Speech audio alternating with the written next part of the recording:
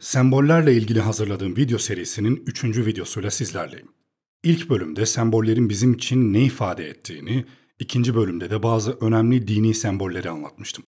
Bu videomda ise bazı ezoterik, spiritüel ve okült sembollerden bahsedeceğim. Başlamadan önce videoma bir adet beğeni bırakırsanız bana önemli bir destek vermiş olursunuz. İyi seyirler.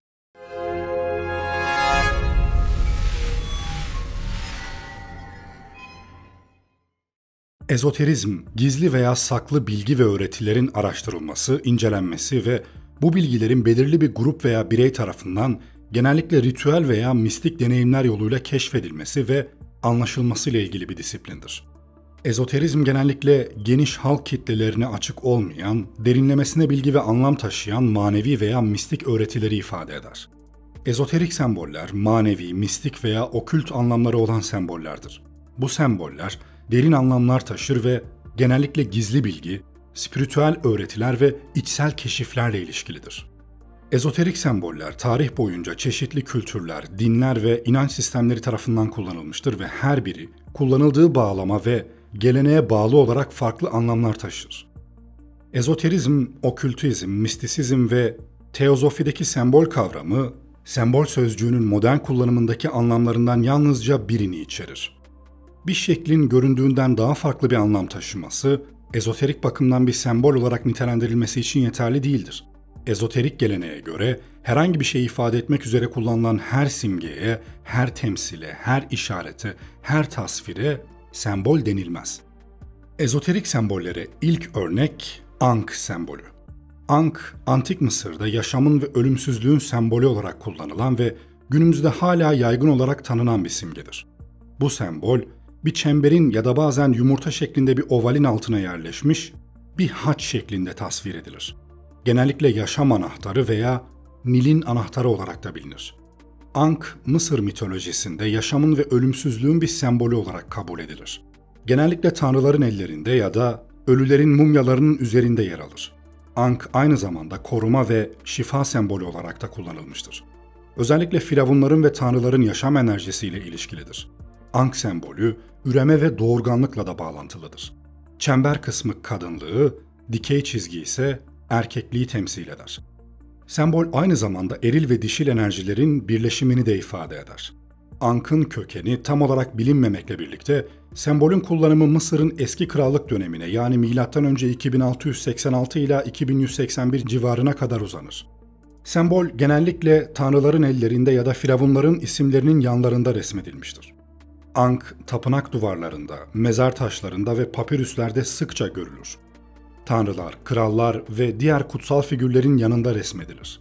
Antik Mısır'da Ankh sembolü, koruma ve iyi şans getirdiğine inanılarak amuletler ve takılar üzerinde sıkça kullanılmıştı. Ankh, ritüel ve dini törenlerde de önemli bir rol oynuyordu. Özellikle Osiris ve Isis gibi ölümsüzlük ve yeniden doğuş tanrılarıyla ilişkilendirilmişti. Ankh sembolü, Mısır kültürünün ötesine geçerek zamanla farklı kültürler ve inanç sistemlerinde de benimsendi.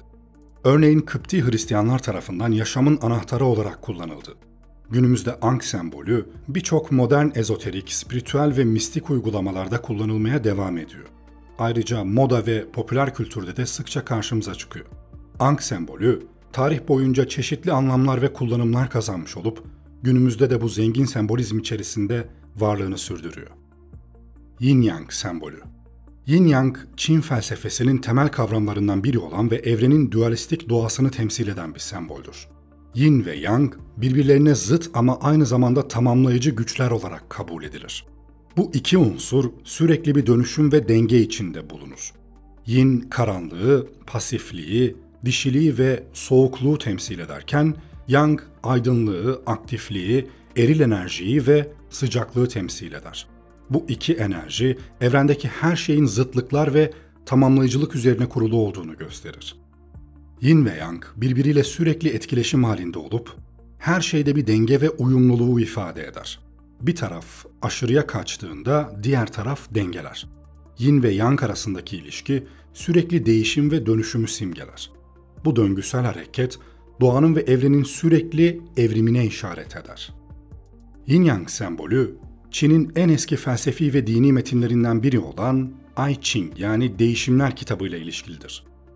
Bu metin, Yin ve Yang'ın birbirine dönüşen enerjilerini açıklayan kehanet ve felsefe kitabıdır. Milattan önce 3. yüzyılda Laozi tarafından yazılan Tao Te Ching'de Yin Yang kavramı genişletilir. Yin Yang sembolü Çin sanatında ve mimarisinde sıkça kullanılır. Tapınaklarda, heykellerde ve resimlerde bu sembole rastlanır. Geleneksel Çin tıbbında Yin ve Yang dengesi bedenin ve ruhun sağlığını korumak için temel bir ilkedir. Akupunktur, bitkisel tedaviler ve Qigong gibi uygulamalar bu dengeyi sağlamaya yönelik yöntemlerdir. Taoizm ve Konfüçyüsçülük gibi Çin'in büyük felsefi ve dini sistemlerinde Yin-Yang kavramı merkezi bir öneme sahiptir. Taoizm özellikle Yin ve Yang'ın doğal düzen ve ahenk içerisindeki rolünü vurgular. Yin-Yang sembolü günümüzde hem Doğu hem de Batı kültüründe geniş bir etkiye sahip.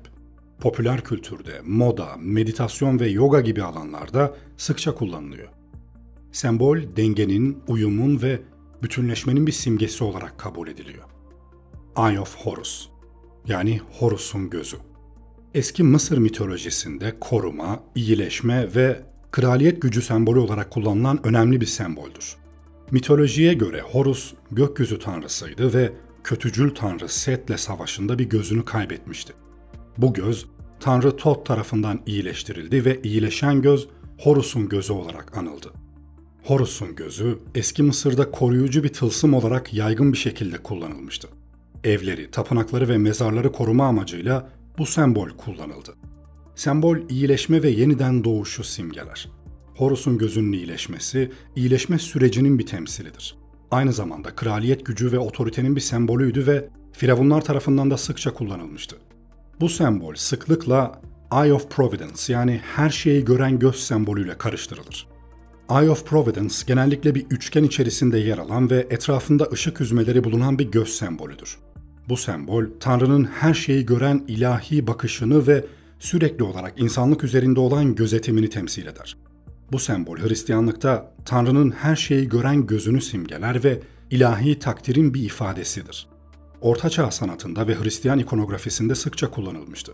Masonlukta genellikle büyük mimar olarak anılan Tanrı'nın gözlerini simgeler. Masonluk sembollerinde bir üçgen içerisinde yer alır ve Masonluk derecelerinin birçok sembolünde yer bulur. Ayrıca bu sembol Amerika Birleşik Devletleri'nin mühründe yer alır ve aynı zamanda Amerikan 1 dolarlık banknotların arka yüzünde de bulunur. Bu kullanım yeni kurulmuş olan Amerika Devleti'nin ilahi rehberlik ve koruma altında olduğunu sembolize eder. Ouroboros ya da Yunanca telaffuzuyla Ouros sembolü. Ouros, kendi kuyruğunu ısıran bir yılan veya ejderha olarak tasvir edilen bir semboldür. Bu sembol, sonsuz döngüyü, sürekli yeniden doğuşu ve doğanın sürekli değişen döngülerini temsil eder. İsim Yunanca, kendi kuyruğunu yiyen anlamına gelir. Sembolün kökenleri Antik Mısır'a kadar uzanıyor. İlk olarak M.Ö. 14. yüzyılda Tutankamon'un mezarındaki bir gravürde görülmüş. Mısır mitolojisinde bu sembol genellikle gökyüzü tanrısı Ra'nın yeraltı dünyasındaki gece yolculuğunu temsil eder. Sembolün Yunan efsanesinde ve mitolojisinde de önemli bir yeri var. Gnostik metinlerde ve Yunan alşemisi yazılarında sıkça kullanılmış. Evrenin döngüsel doğasını ve ruhun ölümsüzlüğünü sembolize eder. Flower of Life, yani yaşam çiçeği. Yaşam çiçeği, evrensel yaşamın ve yaratılışın temelini simgeleyen geometrik bir semboldür. Birbirini kesen birçok daireden oluşur ve tüm yaşamın yapı taşlarını ve evrensel enerjinin birliğini temsil eder. Antik Mısır, Çin, Hindistan ve Avrupa gibi birçok kültürde izlerine rastlanmıştır. Bu sembol, kutsal geometri içinde önemli bir yere sahiptir ve meditasyon ve spiritüel çalışmalar sırasında kullanılır. Matematiksel olarak da mükemmel simetriyi ve dengeyi temsil eder. Bu sembol hakkında ileride ayrıca bir video daha yapacağım. Çünkü bu sembol diğer tüm sembollerden oldukça farklı ve çok derin bir anlam ve sembolizm gücüne sahip. Merkaba sembolü. Bu sembol birçok mistik ve ezoterik gelenekte önemli bir yere sahiptir. Merkaba eski Mısır dilinde ışık, ruh ve beden anlamına gelen mer, ka ve ba kelimelerinin birleşiminden oluşur. Genellikle iki iç içe geçmiş tetrahedron yani 4 yüzlü piramit şeklinde tasvir edilir. Bu sembol ruhsal dönüşümü, korunmayı ve ışık bedeninin aktive edilmesini simgeler. Meditasyon ve ruhsal çalışmalar sırasında kişinin enerjisini yükseltmek ve kozmik bilinçle bağlantı kurmak için kullanılır. Merkaba ayrıca evrenin geometrik yapısını ve evrensel bilinci temsil eder. Bu sembol, ruhsal yolculuklara rehberlik eder ve kişinin enerji alanını dengelemeye yardımcı olur. Hayat ağacı sembolü. Hayat ağacı sembolü birçok kültürde ve dini gelenekte yer alan evrensel bir motiftir. Bu sembol yaşamın birliği ve bütünlüğünü, doğanın döngüselliğini ve evrenin bağlantısını temsil eder. Hayat ağacı, çeşitli mitolojilerde ve dini inanışlarda merkezi bir yere sahiptir. Antik Mezopotamya, Mısır, İskandinav ve Kelt mitolojilerinde, ayrıca Yahudilik, Hristiyanlık ve İslam'da farklı formlarda karşımıza çıkar. Hayat ağacı, genellikle kökleri yer altına, dalları ise gökyüzüne uzanan bir ağaç olarak tasvir edilir. Bu yeraltı dünyası, yeryüzü ve gökyüzü arasındaki bağlantıyı simgeler. Sembol, yaşamın sürekli yenilenmesini, ölüm ve yeniden doğuşu, mevsimlerin döngüsünü ve hayatın her aşamasını temsil eder. Birçok kültürde hayat ağacı, bilgi, bilgelik ve aydınlanmayı da simgeler. Örneğin Kabalistik gelenekte, Sefirot olarak adlandırılan hayat ağacı, evrenin ve insan ruhunun yapısını açıklayan mistik bir şemadır. Hayat ağacı, Türk mitolojisinde önemli bir semboldür ve çeşitli kültürlerde olduğu gibi burada da hayatın, evrenin ve ruhsal yolculuğun birliği ve bütünlüğünü temsil eder. Türk mitolojisinde hayat ağacı genellikle dünya ağacı olarak da adlandırılır ve hem fiziksel hem de ruhsal düzlemleri birbirine bağlayan bir semboldür. Türk mitolojisinde kök tengri, hayat ağacının tepesinde yer alır ve evrenin düzenini korur.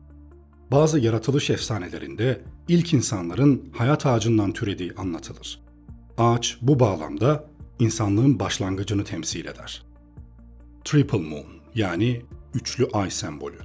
Üçlü ay sembolü Wicca ve pagan inanç sistemlerinde yaygın olarak kullanılan bir semboldür.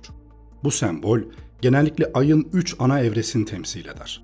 Büyüyen ay, dolunay ve küçülen ay. Her evre farklı bir enerji ve anlam taşır ve genellikle 3 tanrıçayı veya dişil ilkeyi simgeler. Büyüyen ay yani Crescent Moon, genç kız arketipini temsil eder. Bu aşama yeni başlangıçlar, büyüme, yaratıcılık ve potansiyelle ilişkilidir. Genç kız saflığı, masumiyeti ve yeni başlangıçları simgeler. Dolunay yani Full Moon, anne arketipini temsil eder. Bu aşama doğurganlık, olgunluk, koruma ve besleyicilikle ilişkilendirilir. Anne yaratıcılığı, üretkenliği ve hayatta kalmayı simgeler. Küçülen ay yani Waning Moon, yaşlı kadın arketipini temsil eder. Bu aşama bilgeliği, dönüşümü, iç gözlem ve yaşam döngüsünün sonunu simgeler. Yaşlı kadın, bilgelik, deneyim ve ölüm gibi yaşamın son aşamalarını temsil eder. Triple Moon sembolü, genellikle Wiccan rahibeler ve cadılar tarafından ayinlerde, ritüellerde ve kişisel büyü çalışmalarında kullanılırdı. Aynı zamanda takılar, altarlar, tören aletleri ve sanat eserlerinde de yaygın olarak yer alır. Bu sembol, dişil enerjinin döngüselliğini ve doğanın sürekli değişen enerjilerini vurgular. Triple Moon sembolü, kadınlık, doğurganlık ve dişil gücü yüceltir. Kadınların yaşam döngüsündeki farklı aşamaları ve bu aşamaların her birindeki benzersiz enerjileri onurlandırır. Pagan inançlarında bu sembol doğanın döngüselliğini ve yaşamın sürekli değişen doğasını hatırlatır. Triple Moon sembolü sadece pagan ve Wiccan inançlarında değil, aynı zamanda doğa ve dişil enerjilerle bağlantı kurmak isteyen herkes için derin bir anlam taşır. Triquetra sembolü. Triquetra, Latince üç köşeli anlamına gelen bir terimdir ve birbirine bağlı üç köşeli bir şekil olarak bilinir. Bu sembol tarih boyunca çeşitli kültürlerde ve inanç sistemlerinde kullanılmış ve farklı anlamlar taşımıştır. Triquetra sembolü genellikle üçlü bir yapıyı, üç unsuru veya üç aşamayı temsil eder. Hristiyanlıkta kutsal üçlemeyi temsil etmek için kullanılmıştır. Bu kullanım, sembolün üç birimiyle Tanrı'nın üç kişiliğini simgeler ve Hristiyan ikonografisinde sıkça görülür. Kelt kültüründe Triquetra, yaşam döngüsünün üç aşamasını ve doğanın üç ana unsurunu, toprak, su ve hava gibi üçlü kavramları simgeler. Günümüzde kolye, bilezik ve yüzük gibi takılarda yaygın olarak kullanılan bu sembolün ne olduğunu artık biliyorsunuz. Triskele sembolü. Triskele, diğer adıyla Triskelon, Kelt sembolizminin en bilinen ve en önemli sembollerinden biridir. Adı Yunanca üç bacaklı anlamına gelir ve genellikle döngüsel bir harekette olan 3 spiral kol veya bacak şeklinde tasvir edilir. Triskelion, zamanın 3 aşamasını temsil eder. Geçmiş, şimdi ve gelecek. Aynı zamanda doğum, yaşam ve ölüm. Bunun dışında zihin, beden ve ruh olmak üzere insan varlığının 3 temel yönünü ifade eder.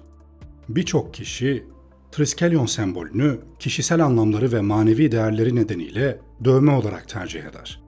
Bu sembol, M.Ö. 3200 yıllarına kadar uzanan antik Kelt yerleşimlerinde bulunmuştu. Bu sembol, Kelt kültürünün yanı sıra diğer Avrupa kültürlerinde de görülür ve zamanla farklı anlamlar kazanmıştır. Bu sembol, insan varlığının ve doğasının döngüsel yapısını temsil ettiği için evrensel bir çekiciliğe sahiptir ve bu nedenle birçok kişi tarafından benimsenmiş ve kullanılmıştır. Spiral sembolü. Spiral sembolü, tarih boyunca birçok kültürde ve dini inançta görülen çok eski ve evrensel bir semboldür. Genellikle döngüsellik, değişim ve büyümeyi ifade eder. Spiral, sonsuzluk ve süreklilik sembolüdür. Başlangıç ve sonu olmayan bir şekil olarak, evrenin sürekli döngüsünü ve yaşamın sürekli değişen doğasını, kişisel ve ruhsal gelişimi sembolize eder. İçten dışa doğru genişleyen spiral, büyüme ve genişlemeyi simgeler. Bu sembol, ilhamını doğada sıkça rastlanan spiral şekillerden alır. Örneğin deniz kabukları, bitki filizleri ve hatta galaksiler. Bunların hepsinde bir enerji akışı olduğuna inanılır ve bu sembole güç verir. Dikkat etmiş olacağınız gibi ezoterik sembollerin çoğu evrenin doğası ve doğadaki değişim ve dönüşüm süreçleri ve sonsuzluk kavramlarıyla ilintili. Bu videoda sözünü ettiğim bu ezoterik, spiritüel ve okült sembollerin derin anlamlarını ve tarihlerini inceledik.